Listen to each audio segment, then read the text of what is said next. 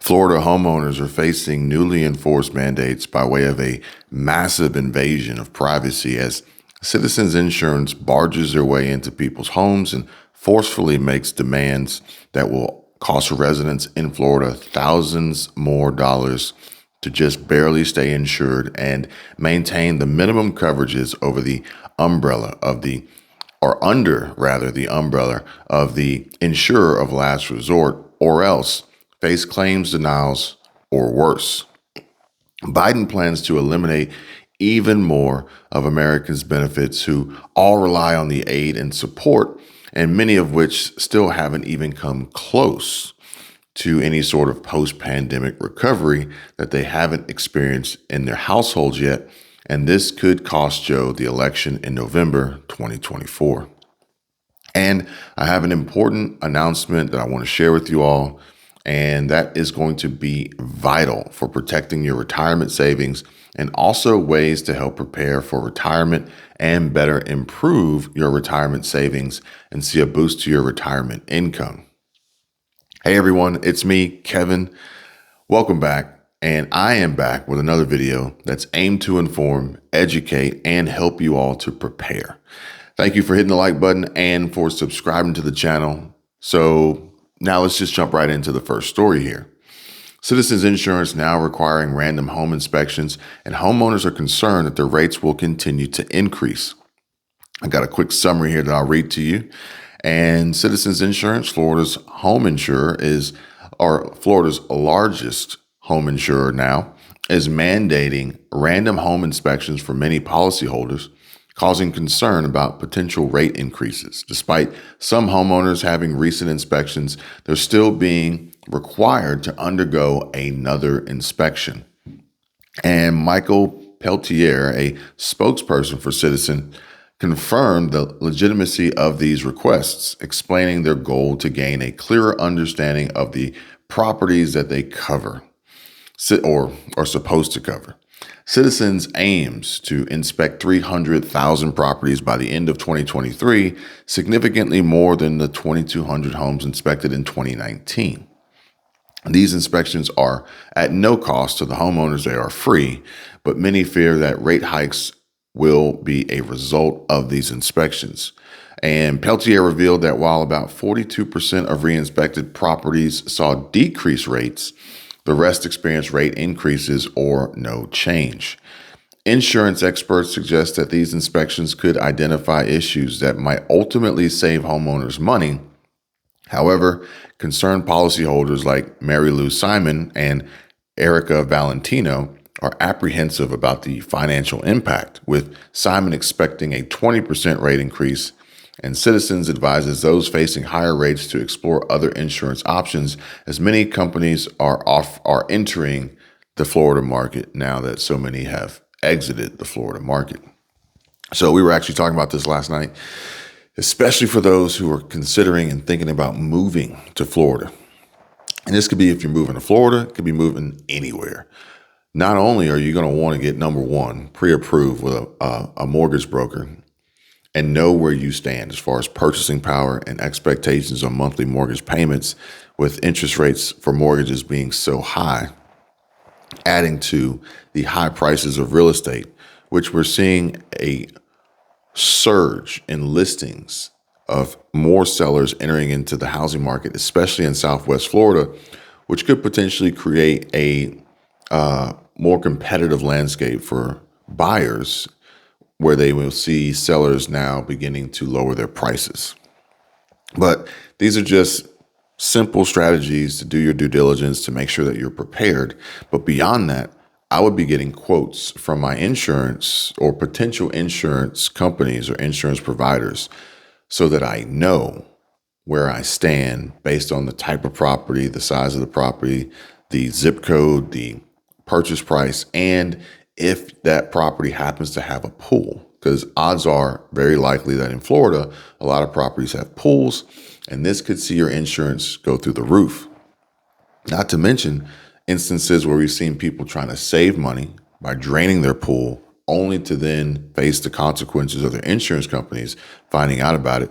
through these re-inspections or through drone surveillance, and then terminating and canceling or non-renewing insurance policies. Besides that, the roofs. The roofs are a big deal, and they're a lot of money. And these are all things that you're going to want to make sure that you're aware of before you take the plunge and move and relocate to Florida. And if you do live in Florida now and you happen to have Citizens Insurance, then please drop a comment down below. Let me know. I'd be curious to have some chats with you folks about the insurance provider that you ultimately are forced to have, basically, and your experiences. Now, granted, there is the roll of the dice that these inspections could lead to a decrease or potentially forcing you to find another insurer that could offer insurance coverage for less. But I'm not holding my breath for that one. Now we're going to move on to the next one here. We're still down in Florida, okay? So it says that Florida Public Adjuster says insurance companies are increasingly denying legitimate claims, okay? And it says that in Florida, public adjusters are increasingly vital for homeowners dealing with insurance claims, as insurance companies are often denying legitimate claims. These adjusters work for homeowners rather than insurance companies, and they charge a fee of 10 to 20% of the claim payout. Joseph Ross, a public adjuster, highlighted that claims he assessed are now frequently denied based on engineers' reports commissioned by insurance companies. These reports often attributed damages to causes not covered by policies override the adjuster's evaluations. For instance, a Clearwater Beach, Florida homeowner was denied coverage for damage initially attributed to a sinkhole not covered by her policy instead of erosion. Nice little loophole they got there, okay? Clever wording, which they do this on purpose. And in another case, termite damage was cited to deny a claim for tornado damage, and conflicting engineering reports led to disputes over Hurricane Ian damage claims, and the Florida Department of Insurance is currently investigating such cases of denied or underpaid claims. And public adjusters have been proven to significantly increase payouts for homeowners. A study showed that payments from Citizens Insurance were 747% higher for those using public adjusters after the 2004-2005 hurricanes. The Florida Association of Public Insurance Adjusters and the Florida Department of Financial Services provided resources for finding and hiring public adjusters if you potentially may need one now or in the future. But tying back to these inspections and these denied claims, these inspections could potentially lead to homeowners being slapped in the face with an unbelievably large expense, unexpected emergency expense, in order to bring them up to speed or current or eligible to maintain coverage. For instance, you guys have heard all of the stories of homeowners in Florida having to replace their roofs early in order to maintain insurance coverage. And then you have to weigh the options. Basically, you could be looking at a $20,000 to $30,000 to $50,000, maybe more expense to replace your roof in order to stay insured. Now, a lot of folks, granted, these roofs should be lasting for 20, 25, 30, maybe 40 years.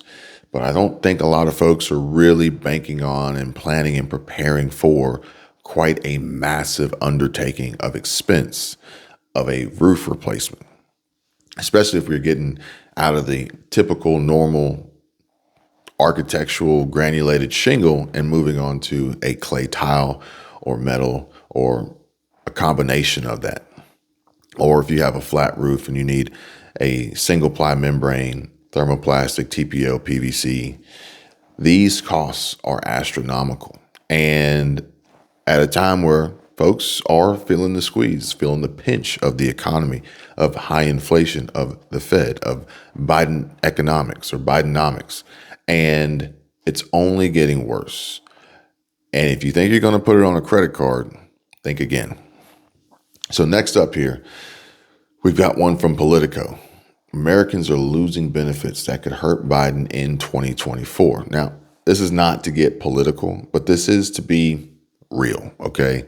And it says here that the expiration of the C-19 benefits and new limits on traditional welfare programs in the United States are creating financial challenges for many Americans, particularly those in key Democratic voter demographics. And this development could pose difficulties for President Joe Biden as he approaches the 2024 election. Popular pandemic era programs have ended, and changes to welfare programs like the Supplemental Nutrition Assistance Program, SNAP, and the Special Supplemental Nutrition Program for Women, Infants, and Children, WIC, are being implemented, potentially affecting millions and affecting them in negative ways. The Biden administration has made efforts to restore some benefits and strengthen the social safety net. For instance, changes in SNAP benefits calculations have increased food benefits slightly, and certain exemptions from SNAP work requirements have been secured. More than $127 billion in student loan debt for over 3.6 million borrowers has been forgiven using existing programs. However, challenges remain, such as the resumption of student loan payments and concerns over rising child care costs due to the end of emergency support funds. These changes are happening against the backdrop of high inflation and a rising poverty rate, up to 12.4% in 2022 from 7.8% in 2021. While the White House argues that the current situation is still better than pre-pandemic levels, with real-term increases in wages and incomes, especially at the lower end, the perception among voters may differ. A New York Times and Siena College poll shows that economic issues are a top concern for voters, with 59% trusting former President Donald Trump more with the economy. The impact of these benefit reductions and financial strains could contribute to a more negative view of the economy among voters. So let's just say two key takeaways here. Number one, the elephant in the room. I think Donald Trump would he would present the likely scenario of an improved economy. Be that as it may, there's a lot of varying factors and reasons behind that. If you want to know more, feel free. Let's chat over coffee. I got a link down in the description. But more importantly, to tell people who are already feeling the financial squeeze, who are already barely getting by, who are living paycheck to paycheck, and the cost of living has become unbearable for them, to tell them that today the situation is still better than pre-pandemic doesn't change anything. Okay, you can say that all you want, but these folks are still struggling, still barely managing to get by, still worried, still potentially facing eviction, foreclosure, homelessness, living in their car, who knows what it may be.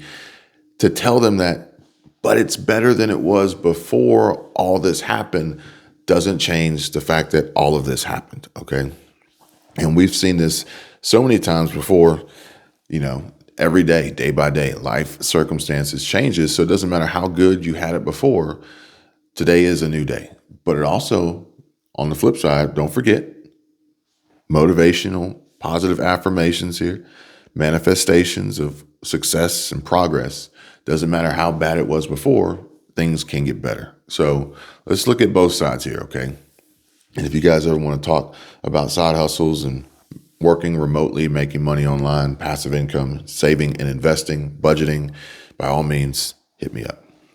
Now, we got another one here, an important one here, because all of this ultimately boils down to this right here, okay?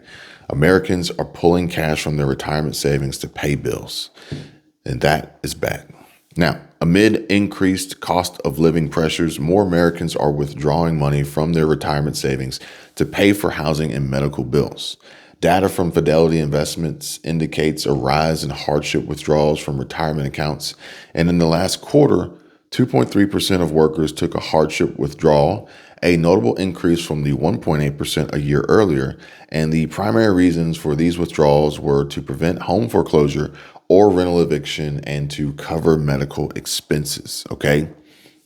Additionally, the Federal Reserve's study of household finances reveals that Americans, except for those in the wealthiest quintile, have depleted the extra savings accumulated early in the pandemic, Consequently, they now have less cash available than before the pandemic started. So that would have been the introduction of unemployment boosts and CARE Act support, PPP, Paycheck Protection Programs, EID loans. If you had a small business, if you were you had a side hustle or a small business, you can get those grants and free money from the government. Stimulus, pandemic relief checks that came out, and also the loosening of underwriting requirements for credit. All of that is pretty much done with and over. And a lot of folks have depleted that. They've run through that. Be that as it may, I think that everybody has choices. They have responsibilities. They have obligations, but they also have varying levels of financial education. Okay. And understanding financial responsibility. So this is not anybody's fault. If you fall into this category and you're saying, well, now I don't have anything from all that was given to me. But if you want to improve that situation, again, talk to a financial advisor, talk to a financial expert. I am not a financial advisor, but if you do want to talk about potential strategies, getting ready, getting prepared, and essentially trying to stockpile and stock up on cash reserves in your savings, then by all means reach out, because this is something that we actually as a family sat down and discussed in the end of 2019, early 2020. We literally sat down because we were locked down, quarantine or whatever, and we were literally talking about this to prepare for us to be where we are today and not say, okay, now we don't have anything because they took it all away from us. Because they dangle that carrot out in front of you, but then they snatch it back, and they snatch more back than they gave out. And we're seeing that now, okay? And we knew from the beginning that all of this wouldn't last. All of this was unsustainable. So how can we better prepare and plan and protect ourselves and our families before it's too late? Again, it's the instance, the same old adage, have it and not need it, than need it and not have it. And I think a lot of people right now are wishing they had their pandemic savings that they had accumulated that they need, and they don't have it anymore. But that's also the problem with savings. Savings isn't necessarily a growth tool. Savings is a safety or an emergency tool. Savings shouldn't provide much, if any, besides knowing it's there and available if there's a last resort. And what should be more of a focus is growth and return, ROI, and seeing your money grow beyond the 1 or 2% that you could possibly receive from a high yield savings account. We're talking about growth beyond the levels of inflation that the Fed will report, but typically growth above 10, 12, 15%, but ideally growth 20% or better, okay? For instance, one of my favorite automotive manufacturers, Porsche, has a business plan, which they have dubbed Road to 20. And that means they want a 20% profit margin for 2024 moving forward, probably trying to inch that up little by little. We should be doing the same. We should not only be increasing our earnings and our income and our pay, but then taking that increase in earnings and income and pay and making it then bring back 20% ROI through various investment vehicles. Now it says here, regarding the 401k retirement accounts, 2.8% of participants borrowed against their accounts in the third quarter, up from 2.4% in the same quarter of 2022. Approximately 17.6% of workers currently have an outstanding loan against their 401k, an increase from previous quarters. Fidelity's quarterly analysis, which examined over 45 million retirement accounts, also noted that some workers are opting for in-service withdrawals, which involve taxes and penalties but do not require repayment. And the average balance of a 401k account has slightly decreased compared to the previous quarter, standing at $107,700, a 4% drop. And over the past 5 years, the average 401k balance has remained relatively unchanged. And this trend of dipping into retirement savings reflects the financial strain many Americans are experiencing due to rising living costs. I'm pretty sure that we can all attest to the rise in costs. And I also believe that we're going to see the effects of this today, starting today and moving forward until the end of the year, going into the beginning in January 1, New Year 2024, with the decrease in holiday shopping spending, a decline in retail revenue, sales, and profit, and an abysmal Black Friday. We will see how that plays out today, folks. But either way, folks, I hope that you enjoyed this. Check out the links that I've included down in the description for you. Helpful, beneficial, especially the most important one being the latest and very important information about what everyone should be planning on doing as soon as they get their next stimulus check.